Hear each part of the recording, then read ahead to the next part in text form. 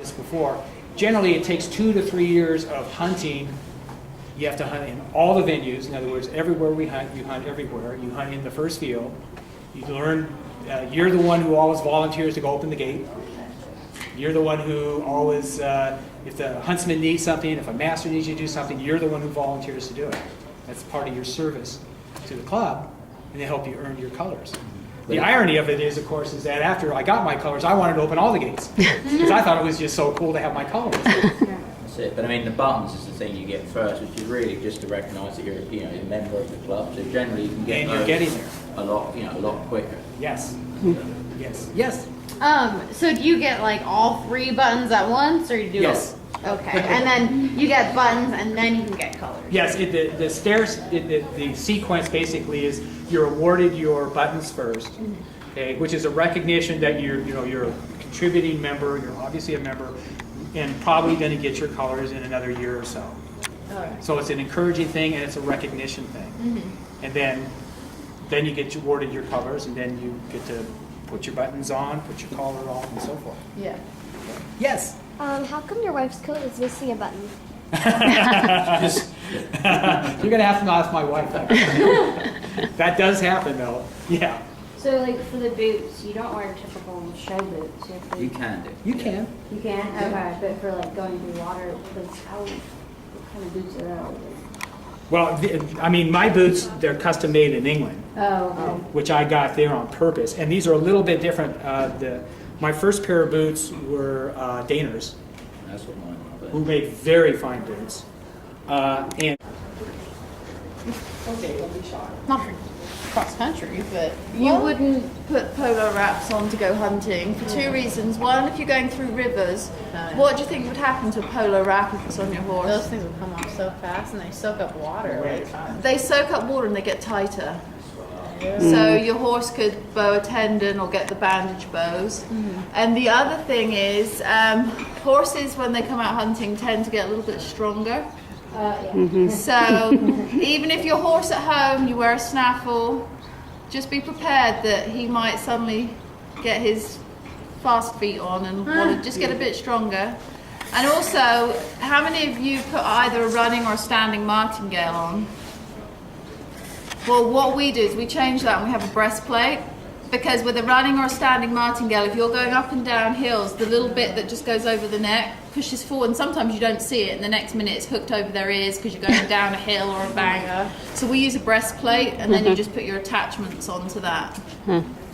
So, but other than that, a jumping saddle. A lot of people, when they come out the first time, you see them in dressage saddles. Don't do it, because that's the only recommendation, because your legs are too long. If you're going up and down a hill, your legs swing, and we've seen more people sort of have accidents because they've got too long a stirrup. So even if you're coming out in the basic sort of walk trot group, have a jump saddle on. Even if you don't intend jumping anything, just because you're a bit more secure going over up and down terrain. an occasional canter, and we do a lot of getting up high and viewing rather than running around, so to speak. Yeah. So do you guys use like do you drill and tap shoes on your horses? I never use. No, because you've road work. You can't use those if you're going to be going on roads. Oh, But there's not very many roads we go on, but we have a lot of farm tracks, and this in the early hunting season, they're as hard as concrete, Right. and you really don't want to be pulling. We really don't use that. When we lived in Italy, all our horses had studs on all the time. Because we just used to slide across the road, but where it was a lot muddier there, we needed them for grip. It gets muddy here, it's not after. Yeah, if it's muddy here, we can't hunt because our landowners are very particular, and where in Northern California it's quite hilly, it can be quite slippery and dangerous, which upsets some of our hunt members because we have a few crazy ones that want to go anyway, but then we have to respect the landowners, and if the landowner says, no, you can't come today because it's had rain, And that's that. we can't So go. here's another thing. This is a garter, and I think I'm the only one in the hunt field that wears these. And the origin of this, and if I'm wrong, Julie will correct me, when they first made boots, the reason that you have the brown tops is because they flipped them over, because they're kind of soft leather. Remember, you've seen those things with those Spanish guys and their boots from up to here? Yeah. So basically it was like rolling it down so that your knee is free, okay? So the concept behind this was basically to hold the boot up because it'll start sagging. Now these boots will never sag, but I still wear them anyway, and the reason is it's an extra strap. So for example, and this actually happened in the hunt field, one of the hunt members' breastplate broke in one place. So I just whipped out the strap and said, here you go, and he just tied the strap around it, tied the thing to the breastplate, he's off and going, no problem. So a lot of the things, the belt, you know, that can be a stirrup. So a lot of the things we wear can double up as a function for something that goes wrong, and things happen. So that's another useful thing, and everything kind of has a secondary function, like the stock ties, it's a bandage, and so forth. Okay. So what I did is I wrapped this around my neck. So it's completely wrapped around my neck. Okay. Because as you can see, this is really long. Okay. And I'm just kind of doing that. So I'm making my left side a little bit longer than the right side because I'm going to make a knot. So it's right over left. You want him? You're left-handed. I'm just saying I'm doing mine totally different to you. And we're both left-handed. That's funny. Okay, and then I'm cinching it up, the knot. And then left over right. Not so well. A lot easier with a method. Cinch it up. Now I should be making a square knot. It should actually look square. Does it look kind of square? Yeah. Pretty square. Pretty square? Okay, and then the last part of it is, I kind of cinch this up so it's even.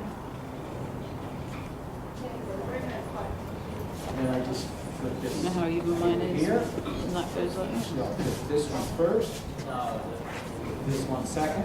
And then my two safety pins will be like right here to hold this down. See, and then I got my neck protected like Julie was talking about. So when that branch comes and hits you right here, Which it happens. will happen. It will happen. Boom, got it. And then my main pin goes right through here. But then professional staff tie theirs totally different. Matthew's, he does his totally different. His looks flat. His doesn't have the... Matt, He does it like why this. do you tie your stock tie totally different? Why is that? Do you make a square knot? He doesn't have any sort of You knots. just go like this, right? So it's like a tie? No, it goes like that, and then this has to be a lot wider, and then you fold it like that. Can y'all see? Like that. And yeah, his Oh, look, yeah, And I'll yeah. do a vertical kick. A lot of it, I mean, I'm professional, so I tie it Yeah. differently, but it gives you more protection because it neck. completely covers. Because you just do this floppy bow thing. Oh, Silly thing. not a floppy But bow. it gives you more protection. square knot. Because the same with my coat, so it's a different. The coat's cut differently and stuff. It's a square fronted coat, so it gives you that bit more protection. Same as, you know, you button it up. Not that I need to in this country. We want to take it off most of the time. And if it's make people. but yeah, that's We don't make another it sweat. distinguishing factor though, is your stock tie is totally different Yeah, to everyone. The masters tie it like Gil and I did, and everybody apart from Matthew will tie it this way. Somewhere like that. Yeah, but most people use the fake ones, the show ones. Where you Can't do use the, this you do the for through the cooking thread, outside. it's a one You knot can't. thing. And Yeah, then I've it never comes out like seen a one, diamond actually. necktie. What, the Or fake it's- ones? No, yeah. They're not as cool. They don't look as good. I No, don't because like they it. actually have to be able to tie a stock tie. Oh, that's Yeah. good. I'm glad you still do See, that. so I like, this is my That's a favorite tie Pony because Club it's requirement. Yeah. Oh, Can't good. have fake ones. And it gives you. I mean, it does give No, you they neck a bit waive of the support. Definitely requirement. does. Really? No, you don't Yeah. need it for the Oh, yeah, wind you and can You rain. have fake ones at your ratings. I know at your Well, you know, ratings you it takes a lot of have work to to have, be able to Certain level, it's like C and up or Exactly, something. that's what it's for me. C1. I think Yeah, Sometimes I C1. have a stock Is tie the middle that's coat black, yours? because I've been No. sweating so much that my I wear a helmet navy would blue run. coat. I don't wear a black coat. You don't have to wear one for It your. still didn't tell me how the button came off. you don't think When you sure. do just your, lost it. See,